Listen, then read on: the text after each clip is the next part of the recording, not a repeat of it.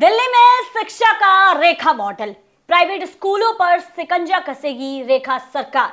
जी हां, दिल्ली में शिक्षा क्रांति की नई पटकथा लिखी जा रही है, लेकिन इस बार निर्देशक कोई और है, मुख्यमंत्री रेखा गुप्ता। क्या अब केजरीवाल मॉडल को टक्कर देने आया है रेखा मॉडल? आइए जानते हैं इस नए अध्यादेश की कहानी।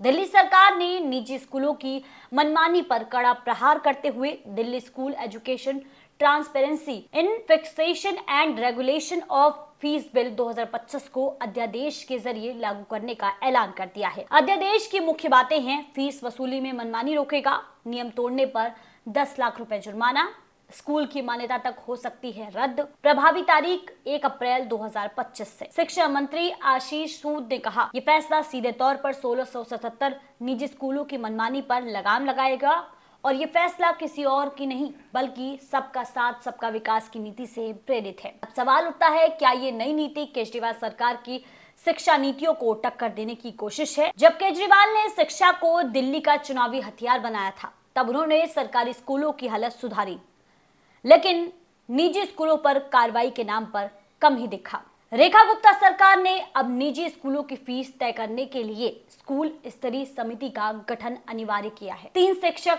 5 अभिभावक, जिनमें 2 महिलाएं और SC/ST सदस्य अनिवार्य हैं। एक सरकारी पर्यवेक्षक। फीस बढ़ोतरी के लिए 18 बिंदुओं पर विचार होगा। स्कूल की बिल्डिंग, लैब, लाइब्रेरी, फाइनेंस आदि। अब स्कूलों को मनमाने ढंग से फीस नहीं बढ़ाने दी जाएगी।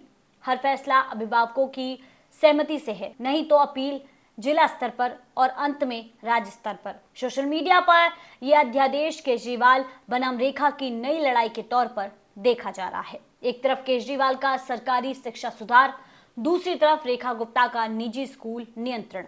अब देखना यह है कि क्या यह फैसला दिल्ली में शिक्षा व्यवस्था को और पारदर्शी बनाएगा या फिर यह सिर्फ राजनीति की नई स्क्रिप्ट का हिस्सा है।